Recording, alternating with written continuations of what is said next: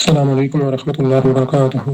کیسے ہیں محمد عاقل بھائی؟ ٹھیک ہے، خیریت سے ہیں؟ میں ٹھیک ہوں امید ہے خیریت سے ہوں گے۔ اللہ پاک آپ کو خیریت سے رکھے اور اپنی حفظ و امان میں رکھے۔ آپ کو بھی۔ محمد عاقل بھائی، میں پتہ کرنا چاہتا ہوں کہ اگر آدمی حاجت سے فارغ ہونے کے بعد استنجا کر لیتا ہے تو وضو سے پہلے اس کی ریح وا خارج ہو جاتی ہے، کیا اس کو دوبارہ استنجا کرنا چاہیے یا نہیں کرنا چاہیے؟ اور دوسرا محمد عاقل بھائی، جب یہاں امام محبوب بھائی آپ کا بہت شکریہ، رمضان بہت مبارک ہو آپ کو۔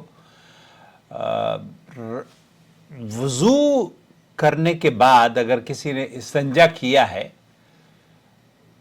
پیشاب کیا ہے، تو اس کو پیشاب پخانے کو دھونے کی ضرورت ہے، لیکن اگر صرف ریح خارج ہو گئی ہے تو اہل سنت والجماعت کا موقف یہ ہے کہ ریح خارج ہونے سے اللہ کے رسول صلی اللہ علیہ وسلم نے استنجا کرنے کا پانی سے، ٹیشو سے یا ڈھیلے سے یہ آپ نے ارشاد نہیں فرمایا ہے۔ اور آپ علیہ السلام نے نواقض الوضو میں اس ریح خارج ہونے کو تذکرہ کیا ہے۔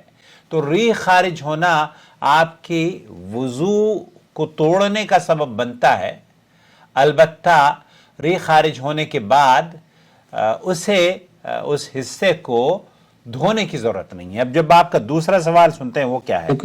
خطبہ دیتا ہے، دوسرا خطبہ جب دیتا ہے تو نبی صلی اللہ علیہ وسلم کا نام آتا ہے، تو ہمیں اس وقت نبی صلی اللہ علیہ وسلم کے اوپر درود بھیجنا چاہیے، نبی صلی اللہ علیہ وسلم کے اوپر۔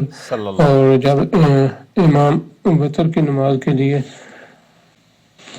تیسری رکعت کے بعد دعا کرتا ہے تو نبی صلی اللہ علیہ وسلم کا نام آتا ہے، تو اس وقت بھی ہم درود بھیج سکتے ہیں، پڑھ سکتے ہیں یا نہیں؟ اس کے بارے میں بتا دیں گے، وضاحت کر دیں گے۔ جزاک اللہ خیر، احسن الجزاء، اللہ حافظ۔ بہت شکریہ آپ کا۔ دیکھیے، درود و سلام رحمت رب العالمین کا بیش بہا خزانہ ہے۔ جو شخص خلوص نیت سے درود و سلام کا ورد کرتا ہے، پڑھتا ہے، تو اللہ رب العالمین اس پر اپنی رحمتوں کی بارش نازل فرماتا ہے۔ یہ اللہ تعالیٰ کا بہت بڑا احسان ہے کہ ہم اس کے پیارے نبی صلی اللہ علیہ وسلم کے اوپر درود السلام پڑھیں اور وہ ہمیں اپنی رحمتوں کے خزانے ہمارے اوپر کھول دے اور ہمیں مالا مال فرما دے، ہمارے گناہوں کو بخش دے اور ہمارے درجات کی بلندی کا سبب بن جائے۔ حضرت ابو ہریرہ رضی اللہ تعالیٰ عنہ سے مروی ہے، کہتے ہیں کہ نبی کریم صلی اللہ علیہ وسلم نے فرمایا، جس نے مجھ پر من صلی علیہ واحدہ صلی اللہ علیہ عشرہ، جس نے مجھ پر ایک مرتبہ درود پڑھا، اللہ تعالیٰ اس پر 10 مرتبہ رحمتیں نازل فرماتا ہے۔ یہاں اللہ کے رسول صلی اللہ علیہ وسلم کی اس حدیث سے درود و سلام پڑھنے کی جو فضیلت ہے، وہ آپ علیہ السلام نے اس کو عام فرمایا ہے۔ شیخ ابن باز مفتی مملکت سعودی عرب سے پوچھا گیا کہ کیا ہم خطبے میں یا اور مجالس میں، جب کہ ہم بہت زیادہ کنسنٹریٹ کر رہے ہوتے ہیں، سن رہے ہوتے ہیں، تو ایسی صورت میں اگر کوئی خطیب یا دعائیہ کلمات میں صلی اللہ علیہ وسلم یا نبی کریم صلی اللہ علیہ وسلم کا نام نامی اس میں گرامی کوئی لیتا ہے، تو ہمیں کیا عید یا مجالس یا جمعہ کے خطبوں میں صلی اللہ علیہ وسلم سننے کے بعد، نبی کا نام سننے کے بعد درود پڑھنا چاہیے؟ تو شیخ ابن باز نے فرمایا کہ جی ہاں، یہ جائز ہے اور یہ مشروع عمل ہے۔ کیوں؟ کیونکہ اللہ کے رسول صلی اللہ علیہ وسلم نے فرمایا ہے، رغم انف امرئ، اس شخص کی ناک خاک آلود ہو جس کے سامنے میرا نام نامی ذکر کیا جائے اور وہ پھر مجھ پر درود و سلام نہ بھیجے۔ تو درود و سلام بھیجنا، صلی اللہ علیہ وسلم کہنا یا پورا درود بھیجنا، یہ تمام کے تمام ایسے صیغے جو نبی کریم صلی اللہ علیہ وسلم سے صحت کے اعتبار سے ثابت ہیں، انہیں استعمال کرنا چاہیے۔ اور کسی بھی مجلس میں، شیخ ابن باز فرماتے ہیں کہ کسی بھی مجلس میں، چونکہ اللہ کے رسول صلی اللہ علیہ وسلم نے فرمایا ہے کہ جس کے سامنے میرا تذکرہ ہو وہ اگر درود نہ بھیجے تو اسے اس کی ناک خاک آلود ہو۔ تو یہ بڑی فضیلت کی بات ہے۔ اور دوسری جو احادیث میں نے آپ کی خدمت میں پیش کی ہیں، ان احادیث میں اس کی کوئی قید نہیں ہے کہ آپ خاص موقع پر کریں گے اور خاص موقعوں پر نہیں کریں گے، بلکہ یہ مفہوم دیکھیے اللہ کے رسول صلی اللہ علیہ وسلم، ترمذی کی ایک اور حدیث میں آپ کی خدمت میں پیش کر دوں، حضرت ابی ابن کعب رضی اللہ تعالیٰ عنہ فرماتے ہیں کہ میں نے اللہ کے رسول صلی اللہ علیہ وسلم سے عرض کیا، میں آپ پر کثرت کے ساتھ درود پڑھتا ہوں، میں اپنی دعا کا کتنا حصہ آپ پر درود کے لیے مقرر کروں؟ آپ نے فرمایا جتنا تم پسند کرو۔ میں نے عرض کیا 1/4۔ آپ نے فرمایا ٹھیک ہے، لیکن اگر کچھ اور بڑھا دو تو بہتر ہے۔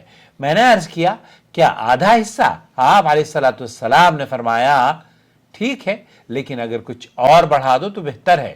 میں نے عرض کیا 2/3۔ فرمایا اس میں بھی اضافہ کر دو تو بہتر ہے۔ میں نے عرض کیا میں اپنی ساری دعا کا جو وقت ہے وہ آپ پر درود اور سلام کے لیے وقف کر دوں تو کیا آپ علیہ السلام نے فرمایا تب تو تیرا ہر غم دور ہوگا اور ہر گناہ معاف کر دیا جائے گا۔ اس حدیث کو امام ترمذی نے نقل کیا ہے۔ تو اللہ کے رسول صلی اللہ علیہ وسلم نے اس شخص کو جس کے سامنے کسی بھی وقت اس نبی کریم صلی اللہ علیہ وسلم کا نام نامی اسم گرامی وہ پیش کیا جائے، سنے وہ، اور وہ نبی کریم صلی اللہ علیہ وسلم پر درود نہ بھیجے، تو آپ علیہ السلام نے فرمایا کہ اس کی ناک تو خاک آلود ہو۔ یہ خسارے کا موقع ہے، یہ خسارے کا باعث ہے۔ تو ہمیں درود السلام پڑھنے میں کبھی بھی کنجوسی نہیں کرنی چاہیے، یہ بہت بڑی فضیلت کی بات ہے۔ حضرت ابوبکر صدیق رضی اللہ تعالیٰ عنہ اور حضرت عمر رضی اللہ تعالیٰ عنہ کے ساتھ وہاں حضرت عبداللہ ابن مسعود رضی اللہ تعالیٰ عنہ یہ روایت کرتے ہیں کہ نبی کریم صلی اللہ علیہ وسلم بھی تشریف فرما تھے۔ جب میں نماز پڑھ کر بیٹھ گیا تو پہلے میں نے اللہ تعالیٰ کی حمد و ثنا بیان کی، پھر نبی کریم صلی اللہ علیہ وسلم پر درود پڑھا اور پھر اپنے لیے دعا مانگی۔ تو آپ علیہ السلام نے فرمایا سل تعطا، سل تعطا۔ اللہ کے رسول صلی اللہ علیہ وسلم فرما رہے ہیں کہ مانگ تجھے عطا کیا جائے گا، مانگ تجھے عطا کیا جائے گا۔ تو اللہ کے بندو، یہ وہ الفاظ ہیں، یہ وہ درود ہے، یہ وہ خزانہ ہے، یا یہ وہ صیغہ ہے، یا یہ وہ الفاظ ہیں جو کہ آپ کبھی بھی سنیں آپ کو صلی اللہ علیہ وسلم یا درود پڑھنا آپ کو چاہیے، ممانعت نہیں ہے۔ من صلی علیک صلیت علیہ ومن سلم علیک سلمت علیہ، حاکم مستدرک میں ہے، جو شخص آپ پر درود پڑھتا ہے میں اس پر درود پڑھتا ہوں، اور جو کوئی آپ کو سلام عرض کرتا ہے میں اس پر سلام بھیجتا ہوں۔ بہرحال خلاصہ کلام یہ ہوا کہ نبی کریم صلی اللہ علیہ وسلم پر خطبے میں اور عیدین کے خطبے میں، جمعہ کے خطبے میں یا عام مجالس میں درود پڑھنا چاہیے۔ امید وضاحت ہو گئی ہوگی۔ پلیز چینل کو سبسکرائب کر لیجئے۔ تھینک یو سو مچ۔ اور اگر اس چینل سے آپ علم حاصل کر رہے ہیں، علمی پیاس آپ کی بجھا رہا ہے یہ چینل، تو اس کے جوائن ممبر بن جائیے اور واٹس ایپ پر ہمیں فالو کیجئے، کیونکہ واٹس ایپ کا جو ہمارا پیج ہے نا اس کو بڑھانے کی ضرورت ہے۔